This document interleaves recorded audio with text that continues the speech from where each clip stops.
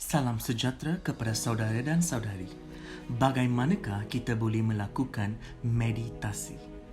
Proses meditasi terbahagi kepada 4 langkah yang mudah, iaitu meditasi adalah perbuatan duduk dan sebagainya dengan menumpukan sepenuh fikiran ataupun emosi terhadap sesuatu dengan mendalam ataupun perbuatan bertafakur.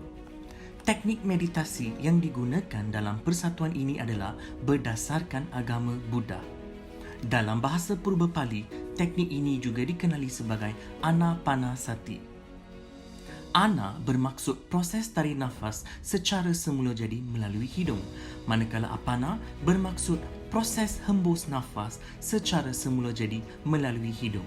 Sati bermaksud menumpukan sepenuh fikiran atau perhatian pada proses tarik nafas dan hembus nafas yang berlaku secara semula jadi. Saudara dan saudari, meditasi ini boleh dilakukan dengan duduk bersila ataupun duduk menyilang kaki atas sofa atau tempat yang selesa, bersih dan sunyi. Memancarkan jari jemari kanan dan kiri serta tutup mata saudara dan saudari. Saudara-saudari boleh melakukan meditasi ini mengikut keselesaan masing-masing tanpa mengira waktu dan tempat. Apabila saudara-saudari memancarkan jari jemari kanan dan kiri serta duduk bersila atau duduk menyilang kaki, satu bentuk tenaga akan terbentuk dan tumpuan saudara-saudari akan secara automatik tertumpu pada proses tarik nafas dan hembus nafas yang berlaku secara semula jadi. Mata adalah jendela minda saudara dan saudari. Dan kajian saintifik menunjukkan bahawa 80% tenaga dalam badan manusia dibebaskan melalui mata. Maka, amatlah penting untuk kita menutup mata semasa melakukan meditasi. Tambahan pula, 10% tenaga dalam badan manusia akan dibebaskan masing-masing melalui jari jemari dan kaki saudara-saudari.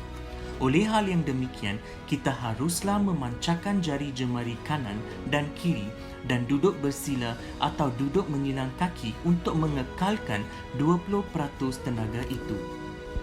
Saudara-saudari, wajib duduk dalam keadaan yang selesa dan postur badan yang betul dalam proses meditasi.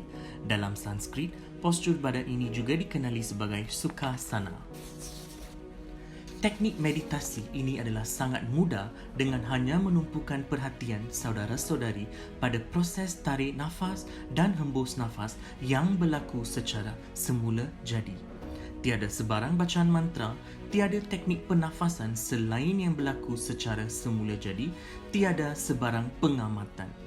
Kita hanya perlu menumpukan perhatian pada proses tarik nafas dan hembus nafas yang berlaku secara semula jadi. Secara kebiasaannya, minda saudara-saudari akan dibanjiri dengan ribuan fikiran semasa proses meditasi.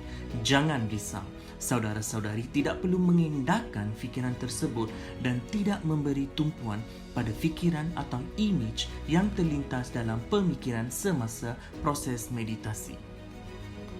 Apabila saudara-saudari melakukan meditasi secara konsisten, fikiran dalam minda akan berkurang dan akhirnya saudara-saudari akan mengalami satu keadaan yang tenang tanpa sebarang fikiran.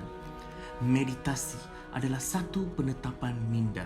Ya, jika penetapan minda saudara-saudari penuh dengan keraguan, maka proses meditasi adalah tersia-sia. Saudara-saudari perlu peka dengan kejelasan dalam diri saudara-saudari dan mempunyai penetapan minda yang positif. Durasi proses meditasi adalah seperti berikut. Saudara-saudari perlu melakukan meditasi mengikut had umur masing-masing. Sebagai contoh, jika saudara-saudari tergolong dalam lingkungan umur 10 tahun, maka durasi meditasi anda adalah 10 minit sahaja. Manakala jika anda tergolong dalam lingkungan umur 60 tahun, maka durasi meditasi anda adalah 60 minit. Ya, hakikatnya meditasi boleh dilakukan oleh sesiapa tanpa mengira peringkat umur. Saudara-saudari tidak perlu menunggu untuk waktu atau umur yang bersesuaian untuk melakukan meditasi. Sudah tiba waktunya untuk anda memulakan perjalanan meditasi saudara dan saudari. Tidak dapat dinafikan yang meditasi adalah satu proses yang sangat signifikan kepada orang ramai pada abad ke-21 ini.